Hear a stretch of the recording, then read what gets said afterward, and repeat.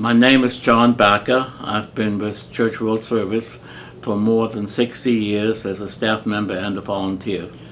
My parents came to the United States in the 20s and resettled in Ridgewood, Queens. And when I was 4 years old, my mother went back to Germany with me to visit the grandparents who lived in the town in Germany and who were not well. The idea was that, she would stay there a while and then come back to the United States. And then because of the war, we got stuck there for a longer period of time. And I lived in this small town in Germany until I was 14. I came alone back to the United States, and I happened to be in Army transport with refugees.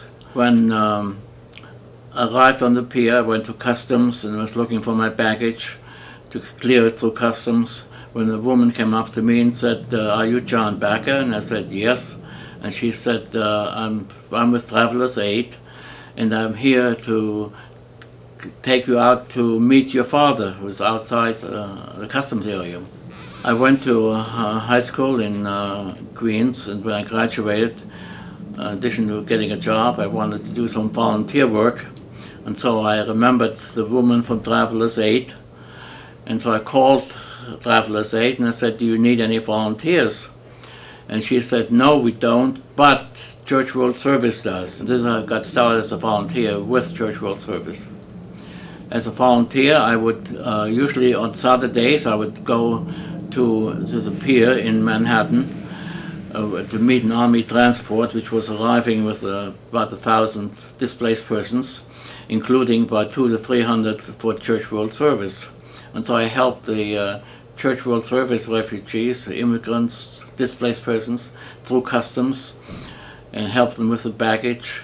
And then we took them to Pennsylvania Station, which was the main departure point, and helped them waited for the train and then helped them get on the train, store the baggage, and then wave goodbye to them as they were leaving.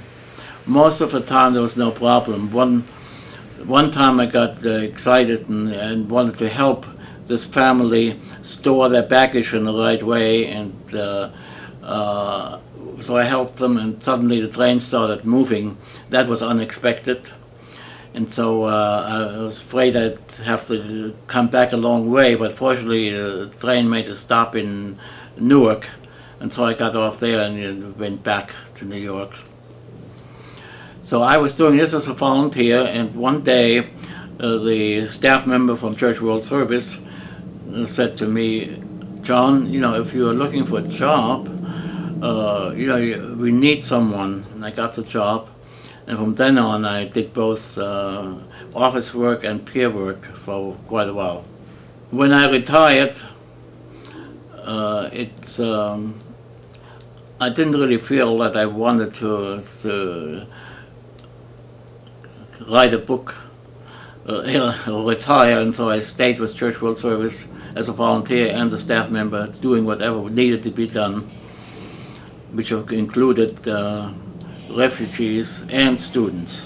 My commitment to stay with Church World Service was basically for two reasons. One, it was inspiring to see so many congregations and church agencies and denominations involved in this work, and their commitment to find sponsors for refugees, not just sponsors but quality sponsors.